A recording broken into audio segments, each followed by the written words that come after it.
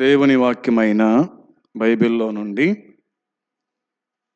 దేవుని వాక్యమైన బైబిల్లో నుండి దినవృత్తాంతములు 2వ గ్రంథము 1వ అధ్యాయం మీద ధ్యానం చేస్తూ వస్తూ ఉన్నాం. ఇప్పటికే మనము 2 భాగాలు విన్నాం.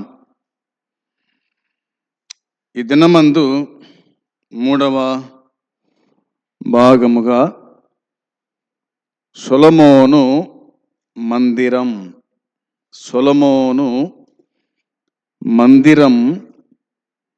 మోరియా పర్వతంపై కట్టినాడు. సొలొమోను మందిరం మోరియా పర్వతంపై కట్టినాడు.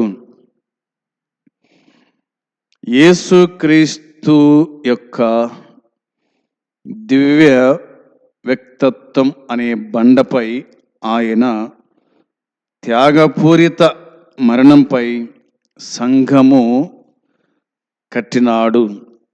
ఈ 2 విషయాలు క్లుప్తంగా ఈ దినమందు మనము చదివి ధ్యానం చేద్దాం.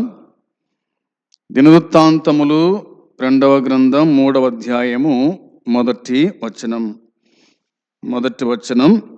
తరువాత సొలొమోను యెరూషలేములో తన తండ్రి అయిన దావీదునకు యెహోవా ప్రత్యక్షమైనప్పుడు మోరియా పర్వతమందు దావీదు సిద్ధపరిచిన స్థలమున యెబూసీయుడైన ఒర్నాను కళ్ళమందు దావీదు ఏర్పరిచిన స్థలమున యెహోవాకు ఒక మందిరమును కట్టనారంభించెను. ప్రార్థన. ప్రేమగల తండ్రి, పరిశుద్ధుడవైన దేవా, నీ పరిశుద్ధమైన పాదములకు వందనాలు, స్తోత్రములు, కృతజ్ఞతలు, స్తుతులు చెల్లించుకుంటున్నాం. నీ సన్నిధి మాకు ఇచ్చినందుకై స్తోత్రములు. కూడి వచ్చిన వారిని దీవించండి, పాటలు పాడిన వారిని దీవించండి, ఆశీర్వదించండి. వాక్యం చదివిన వారిని దీవించి ఆశీర్వదించండి. చదవబోయేటువంటి లేఖనాలు కూడా దీవించి ఆశీర్వదించి మీరే మాతో మాట్లాడుమని, దినదాసుని మరుగుపరిచి మీరు మాట్లాడుమని యేసుక్రీస్తు పరిశుద్ధమైన నామమున ప్రార్థించి అడిగి స్తుతించి వేడుకొనుచు ఉన్నాము తండ్రి, ఆమేన్. సొలొమోను మందిరము మోరియా పర్వతం పైన కట్టినాడు. మోరియా పర్వతం మీద ఉంది అనేది దేవుని వాక్యమైన బైబిలు మనకు జ్ఞాపకము చేస్తుంది. ఈ 3వ అధ్యాయము 1వ వచనములో మనము చూచినప్పుడు ఒర్నాను కళ్ళమందు అనే మాట కనిపిస్తుంది. ఏ కళ్ళమంట? ఒర్నాను కళ్ళమందు. మందిరం కోసము ఈ స్థలం ఎలాంటి పరిస్థితుల్లో సమకూర్చబడిందని మరిన్ని వివరాలు మనకు మొదటి దినవృత్తాంతముల గ్రంథము 21వ అధ్యాయము 16వ వచనములో మనకు కనిపిస్తుంది. మొదటి దినవృత్తాంతముల గ్రంథము 21వ అధ్యాయము 16వ వచనములో దేవుని వాక్యం మనకు చెప్తున్న మాట, దావీదు కనులెత్తి చూడగా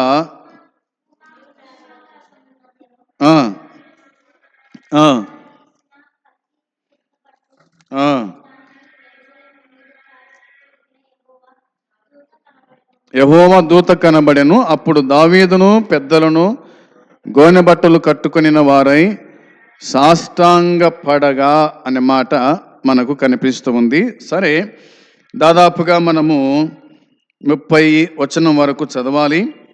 మీరు తర్వాత చదువుకోండి. ఇక్కడ ఏ పరిస్థితిలో ఎలాంటి పరిస్థితిలో మరి ఒర్నాను కళ్ళం అక్కడ బలిపీఠం కట్టడం పరిస్థితి ఏమిటి అంటే, పరిస్థితి ఏమిటంటే, దావీదు అనేటువంటి ఈ రాజు మరి జనాభా లెక్కల విషయంలో పొరపాటు చేసినాడు. జనాభా లెక్కల విషయంలో పొరపాటు చేసినాడు. ఇశ్రాయేల్ ప్రజలందరినీ కూడా లెక్కించమని యోవాబునకును మిగతా వారికి చెప్పినాడు. వాస్తవానికైతే ఆ పని చేయకూడదు. ఆ ఆలోచన ఎలాగొచ్చిందో ఇంకతనో తెలియదు. ఆడికి యోవాబు అంటాడు, ఈ ఆలోచనకి ఎందుకు వచ్చింది రాజా?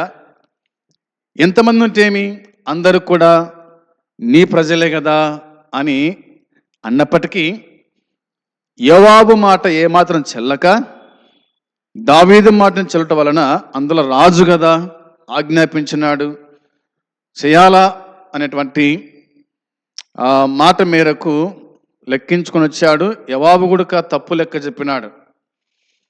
లేవీలను లెక్కేయలే. అవునా? మీరు చదివితే మీకు అర్థమవుతుంది. దీన్ని బట్టి దేవుడైన యెహోవా ఇశ్రాయేళ్ల మీద కోపగించి దాదాపుగా మరి ఒక దూతను పంపించి కొన్ని వేల మందిని చంపినట్టుగా మనము ఈ వాక్య భాగములో జ్ఞాపకము చేసుకోవచ్చు. చూడండి, వాక్యములో కొన్ని మాటలు మనం చూద్దాము, మనకు అర్థం కావడానికి. 15వ వచనం చూద్దామా? 15వ వచనంలో లేదా 14వ వచనంలో, కావున యెహోవా ఇశ్రాయేలు మీదకి తెగులు పంపగా ఇశ్రాయేలీలో 70,000 మంది చచ్చిరి అన్నమాట. ఎంతమంది అంట? 70,000 మంది చచ్చినారంట. దానికి కారణం ఎవరు అంటే దావీదు. అవునా? 70,000 మంది చావడానికి కారణం ఎవరంటే దావీదే. కాబట్టి దావీదు అంటాడు, దేవుడా యెహోవా, నేను తప్పు చేసింది నన్ను నా తండ్రి కుటుంబాన్ని శిక్షించు కానీ అమాయకులైన గొర్రెల్లాంటి ఈ ప్రజలు ఎందుకు చంపుతున్నావు అని చెప్పినప్పటికీ దేవుడేమీ వినలేదు. అయితే దేవుడు ఒక మాట తనకు చెప్పినట్టుగా మనం చూస్తాం. ఏమని చెప్పినాడు దేవుడు తనకు? వచనము 15లో ఇలా ఉంది, యెరూషలేమును నాశనము చేయుటకై దేవుడు ఒక దూతను పంపెను.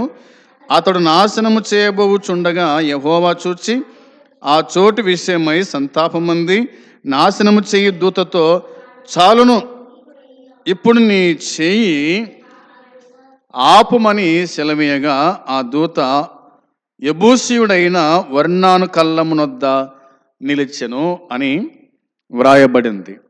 ఇక చాలు, అప్పటికే 70,000 మంది చనిపోయినారు, ఇంకా చాలు అన్నాడు దేవుడు. ఆపేసాయి అని ఆయన పశ్చాత్తాపడ్డాడు. ఆ దూత యెబూసీయుడైన ఒర్నాను కళ్ళమునొద్ద నిలిచినాడు. దావీదు కనులెత్తి చూడగా భూమి ఆకాశముల మధ్యను నిలుచుచు వరదీసిన కత్తి చేత పట్టుకొని దానిని యెరూషలేము మీద చాపిన యెహోవా దూత కనబడెను. అప్పుడు దావీదును పెద్దలను గోనె బట్టలు కప్పుకొనిన వారై సాష్టంగా పడిరి అన్నమాట కనిపిస్తుంది. మరి ఇట్లా మనం చెప్పుకుంటూ వస్తే, ఏ స్థలమందైతే దావీదు రాజు బలిపీఠమును కట్టాడో ఆ స్థలమందే సొలొమోను కూడా మందిరాన్ని కట్టినట్టుగా మనము చూడగలుగుతాము అనేది గుర్తుంచుకునే వారుగా ఉండాలి. కాబట్టి మనకేమర్థమవుతుంది? బైబిల్లో ఎక్కడ ఆ మందిరాన్ని కట్టినాడు సొలొమోను అంటే మోరియా పర్వతంపై అనే మాట మనకు కనిపిస్తుంది.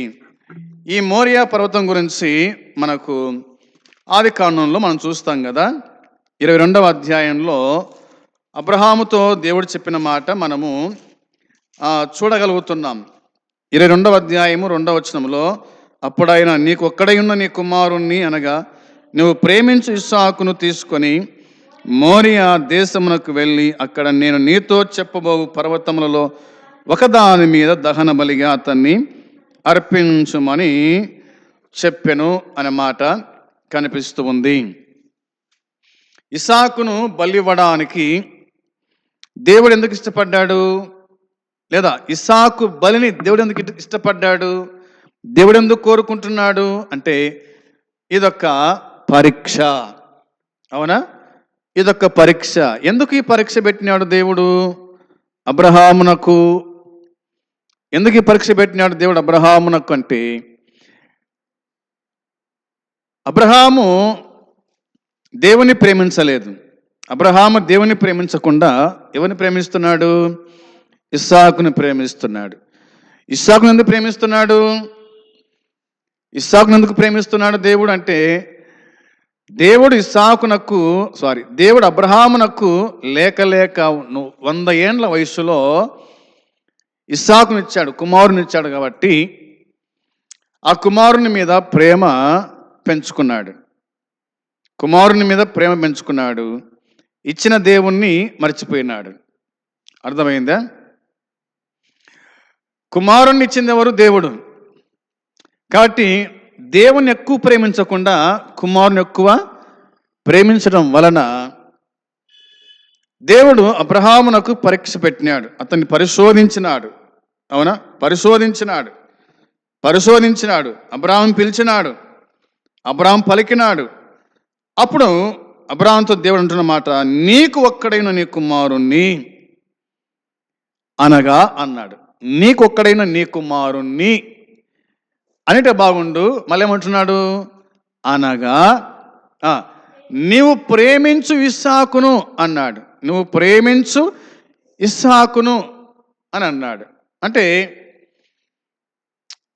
అంతకుముందే మరొక కొడుకున్నాడు కదా, అతని పేరు ఇస్మాయేలు అనే పేరు ఉంది. ఇస్మాయేలు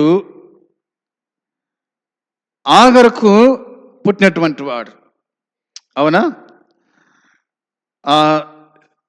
శారాయి దాసికి పుట్టినవాడు, అనగా శరీర సంబంధి అనే మాట మనకు కనిపిస్తుంది. అయితే ఇస్సాకు మాత్రము వాగ్దాన పుత్రుడు. అతడు నీ కుమారుడే, కానీ ఇతడే నీకు అసలైన కుమారుడు. ఇతడు వాగ్దాన పుత్రుడు అనేటువంటి మాట దేవుడు తెలియపరిచినాడు. కాబట్టి ఇస్సాకును ఎక్కువ ప్రేమించడం వలన దేవుడు అబ్రహామును పరిశోధించి ఇట్లా అంటున్నాడు అన్నమాట, నువ్వు ప్రేమించి ఇస్సాకును తీసుకొని మోరియా దేశమునకు వెళ్ళి అక్కడ నేను నీతో చెప్పబో పర్వతములో ఒక్కదాని మీద దహన బలిగా అర్పించమన్నాడు.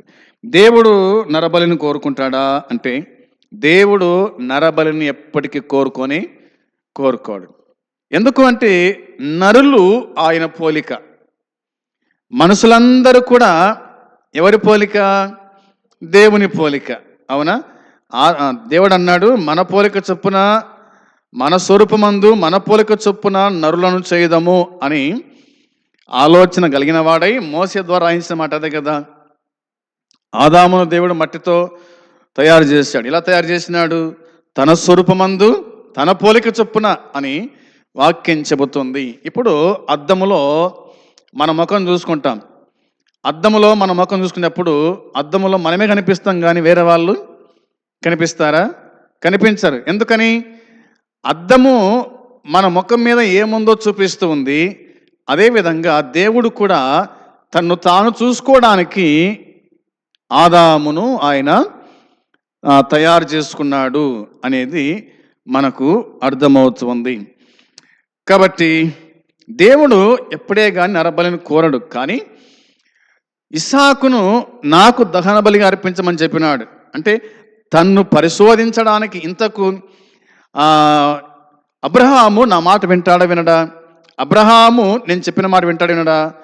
రెండవదిగా ఇస్సాకును అర్పించడా అనేటువంటి పరీక్ష అతను పెట్టినప్పుడు, ఇప్పుడు పరీక్షలో ఎవరు గెలిచినారు? దేవుడు పెట్టిన పరీక్షలో ఎవరు గెలిచినారు అంటే అబ్రహామే గెలిచినాడు. అవునా? ఇస్సాకును తీసుకుపోయినాడు, బలిపీఠం కట్టినాడు, కట్టెలు పేర్చినాడు,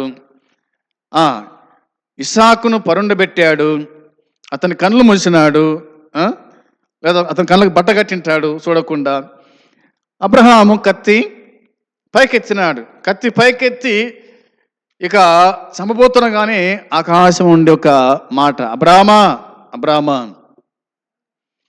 ఆగు అన్నాడు. అబ్రామా అబ్రామా ఆగు, నీకు ఒక్కడైన నీ కుమారుణ్ణి ఏమి చేయకుమో, అవునా, ఏం చేయొద్దు, నువ్వు నాకు ఇవ్వడానికి ఇష్టపడినావు, అతను ఏమి చేయకు అని చెప్పినట్టుగా వాక్యము చెబుతోంది. అయితే ఎక్కడ ఇది అంటే మోరియా పర్వతం మీద అనేది మనకు అర్థమైన సంగతే కదా. అందును బట్టి సొలొమోను మందిరము మోరియా పర్వతం మీద కట్టాడు అనే మాట మనకు అర్థమైంది. ఇంకా చాలా వచనాలు మనకున్నాయి. రాజుల మొదటి గ్రంథం 6వ అధ్యాయము మొదటి 2 వచనాల్లో, దినవృత్తాంతములు 21వ అధ్యాయము 18వ వచనంలో మనము ఈ మాటలన్నీ కూడా గమనించగలుగుతాం అనేది గుర్తుంచుకోవాలా. ఇప్పుడు మన ప్రభువైన యేసుక్రీస్తు గురించి ఆలోచన చేద్దాం. ఒకటి సొలొమోను కట్టిన మందిరము, రెండవదిగా సంఘము కదా. యేసు యొక్క దివ్య వ్యక్తిత్వము అనే బండపై, ఆయన త్యాగపూరిత మరణంపై సంఘము నిలిచి ఉంది అనేది దేవుని వాక్యం మనకు గుర్తు చేస్తూ ఉంది. మత్తయి సువార్త 16వ అధ్యాయానికి వచ్చేద్దాము. చూడండి బైబిలు. మత్తయి సువార్త 16వ అధ్యాయము 18వ వచనం, 16వ అధ్యాయము 18వ వచనము మనం చదువుకుందాం. మరియు నీవు పేతురువు, ఈ బండ మీద నా సంఘమును కట్టుదును, పాతాళ లోక ద్వారములు దాని ఎదుట నిలవ నేరవని నేను మీతో చెప్పుచున్నాను అన్నాడు. నీవు పేతురువు, ఈ బండ మీద నా సంఘమును కట్టుదును అన్నాడు. నీవు పేతురువు, ఈ బండ మీద నా సంఘమును కట్టుదును అన్నాడు. మనకు అర్థం కావడానికి వచనము 17 కూడా చదువుకుందాం. 17వ వచనంలో, అందుకు యేసు, సీమోన్ బరుయోనా, నీవు ధన్యుడవు, పరలోకమందున నా తండ్రి ఈ సంగతి నీకు బయలుపరచనే గాని నరులు నీకు బయలుపరచలేదు అనే మాట వ్రాయబడి ఉంది. ఏమిటి బయలుపరిచినాడు? ఏం చెప్పినాడు పేతురు యేసు ప్రభుతోనికా? ఏం చెప్పినాడు అంటే, యేసు ప్రభు ఇట్లా అడిగినాడు, వారిని శిష్యులను అడిగినారు, ఇంతకు మనుష్య కుమారు గురించి ప్రజలేమనుకుంటున్నారు అని అడిగినాడు. అప్పుడు అందరూ ఇట్లా అనుకున్నారంట. కొందరేమో బాప్తిస్మం ఇచ్చే యోహాను అని, కొందరేమో ఏలియా అని, మరికొందరేమో ఇర్మియా అని, లేక ప్రవక్తలు ఒకడని చెప్పుకుంటున్నారయ్యా అని అందరూ కూడా సెలవిచ్చారు, మాట్లాడినారు. అయితే పేతురు ఏమంటున్నాడు 16వ వచనంలో, తర్వాత 15లో అన్నాడు, ప్రభు అన్నాడు, మీరైతే నేను ఎవడనని చెప్పుకొనిచున్నారని వారిని అడిగినప్పుడు, అందుకు సీమోను పేతురు అంటున్నాడు, నీవు సజీవుడవగు దేవుని కుమారుడవైన క్రీస్తు అని చెప్పాను. అందుకు సీమోను పేతురు అంటున్నాడు, నీవు సజీవుడవగు దేవుని కుమారుడవైన క్రీస్తు అని చెప్పాను. క్రీస్తు అంటే క్రీస్తు శబ్దమునకు అభిషక్తుడని అర్థము అన్నమాట. అందుకు యేసు అంటున్నాడు, సీమోను బర్యోనా, నీవు ధన్యుడవు, పరలోకమందున నా తండ్రి ఈ సంగతి నీకు బయలుపరచనే కానీ నరులు నీకు బయలుపరచలేదు అన్నాడు. అంటే నేను క్రీస్తునని, నేను సజీవుడైన క్రీస్తునని పరలోకమందున దేవుడి నీకు బయలుపరిచినాడు, నరులు కాదు, రక్తమాంసములు కాదు నీకు బయలుపరిచినది, నరులు కాదు నీకు బయలుపరిచినది, నా తండ్రి నీకు బయలుపరిచినాడు అని ఆయన అన్నాడు.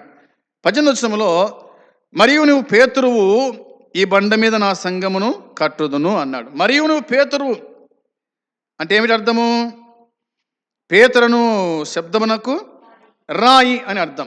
పేతురను శబ్దమునకు రాయి అని అర్థం అనే మాట ఇందులో మనం చూస్తూ ఉన్నాం. మరి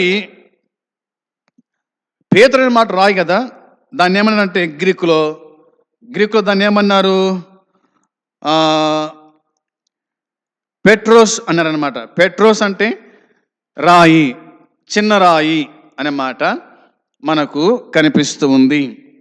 ఇక్కడ యేసుక్రీస్తు ప్రభువారు పేతురును గ్రీకులో పెట్రోస్ అనే మాట పలికాడు. తన సంఘమును కట్టే బండగా గుర్తించినారు. తన సంఘమును కట్టే బండగా గుర్తించినారు. ఈ బండ ఎవరు అనే మాటను బట్టి మనం ఆలోచన చేస్తే కొరింథీ మొదటి పత్రిక 3వ అధ్యాయం 11వ వచనంలో, కొరింథీ మొదటి పత్రిక చూడండి ఒకసారి, 3వ అధ్యాయము 11వ వచనం చదవాల.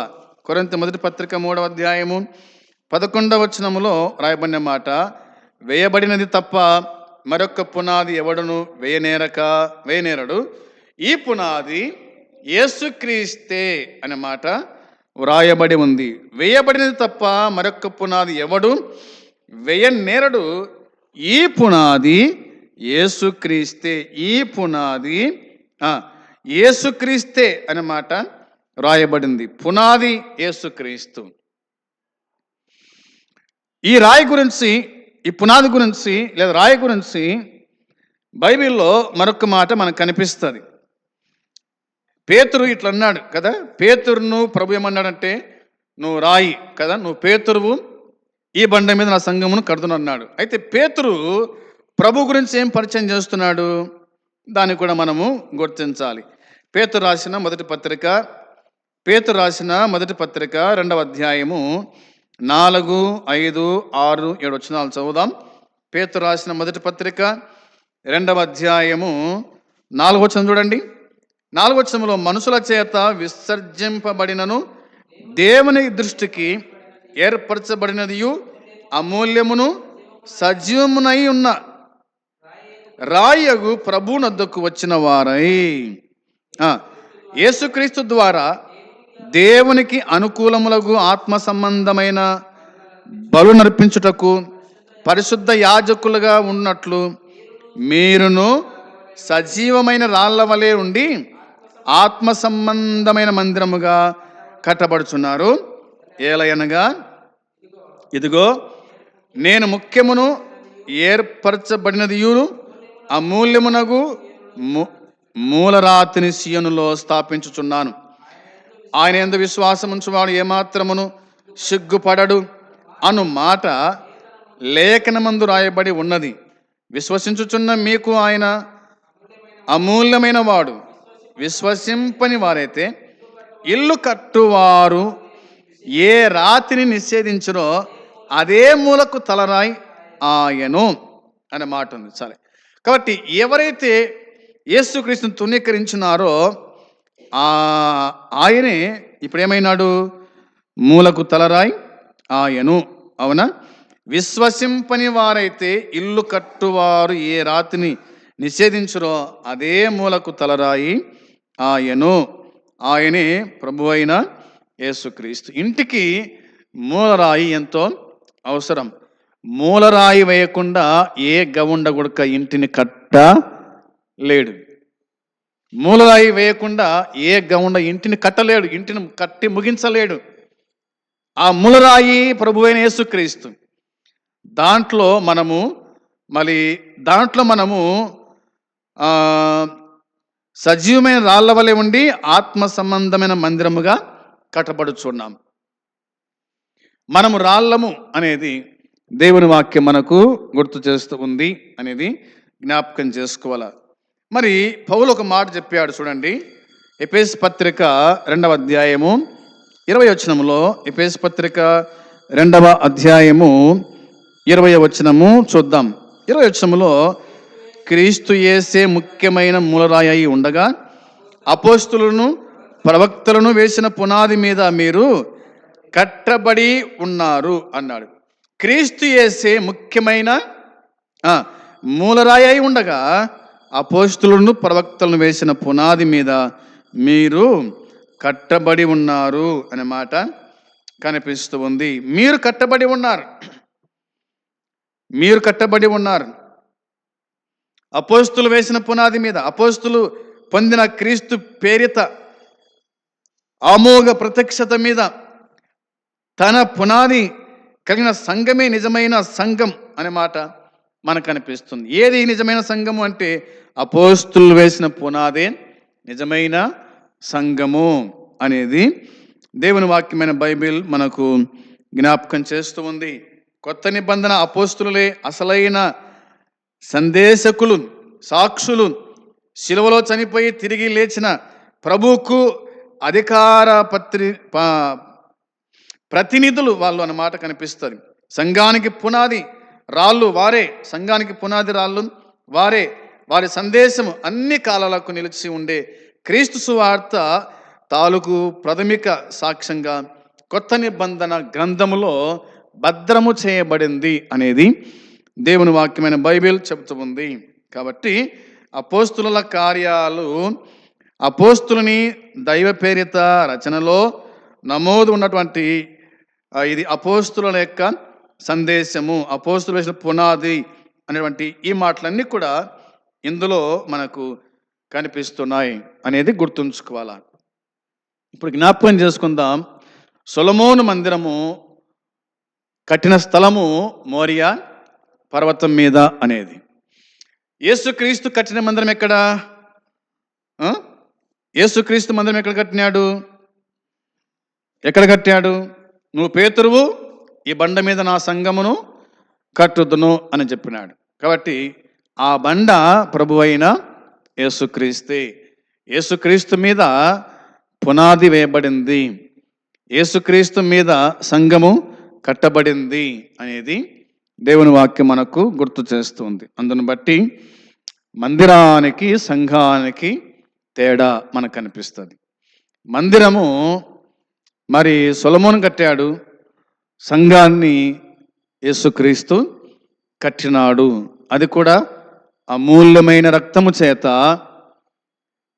మరి నిర్దోషమును నిష్కలంకము గొర్రెపిల్ల వంటి క్రీస్తు రక్తము చేత సంఘాన్ని ఆయన కట్టినాడు, సంపాదించినాడు అనేది అర్థమవుతుంది. మనమందరం కూడా ఆయన రక్తము చేతనే మనం విమోచించబడ్డాం. ఆయన మనం విమోచించినాడు, తన ప్రజలుగా తన సొత్తుగా చేసుకున్నాడు అనే సంగతి జ్ఞాపకం చేసుకుంటూ ప్రభు సన్నిధిలో భయభక్తులు కలిగి బ్రతుకుచ్చు జీవించుదాం. అట్టి కృప దేవుడు మనకు అనుగ్రహించునుగాక. ఆమేన్. ప్రార్థన. పరమ తండ్రిని కొందనాలు స్తోత్రం చెల్లించుకుంటున్నాం. ఈ దినము కూడా సంఘము అనేటువంటి మాట మీద మీరు మాతో స్పష్టంగా మాట్లాడినందుకై స్తోత్రాలు స్తుతులు చెల్లించుకుంటున్నాం. మా ప్రభువా, మరి సంఘముగా మేమందరం కూడా కూడి వచ్చుండగా దీవించి ఆశీర్వదించండి. మా ప్రభువా, మేము అమూల్యమైన రాళ్ళ వలె ఉండి క్రీస్తు అనే బండ మీద మేము కట్టబడుతున్నామన్న సంగతి జ్ఞాపకం చేసుకుంటూ, ప్రభువా, మేము నీకు విధేయులమై జీవించినట్లుగా సహాయం చేయండి. నిన్ను ప్రేమించుచు నీ వైపు చూస్తూ, దేవా, నేందే విశ్వాసం గల వారమే బతుకున్నట్లు నీ కృప దయచేసి కరుణించి దర్శించండి. విన్న వాక్యం హృదయంలో భద్రపరుచుకొని వాక్యానుసారంగా బతుకుటకు సహాయం చేయమని కృప చూపించమని మీకు అప్పగించుకుంటూ యేసుక్రీస్తు నామములో ప్రార్థించి అడిగి స్తుతించి వేడుకొనుచున్నాము తండ్రి. ఆమేన్. పరలోకమందున తండ్రి ప్రేమ, మన ప్రభువైన యేసుక్రీస్తు కృప, పరిశుద్ధాత్మ సన్నిధి సహవాసం కూడి వచ్చిన మనకు సకల పరిశుద్ధులకు ఇప్పుడు ఎల్లప్పుడు సదాకాలము తోడై ఉండునుగాక. ఆమేన్. అందరికీ వందనాలు.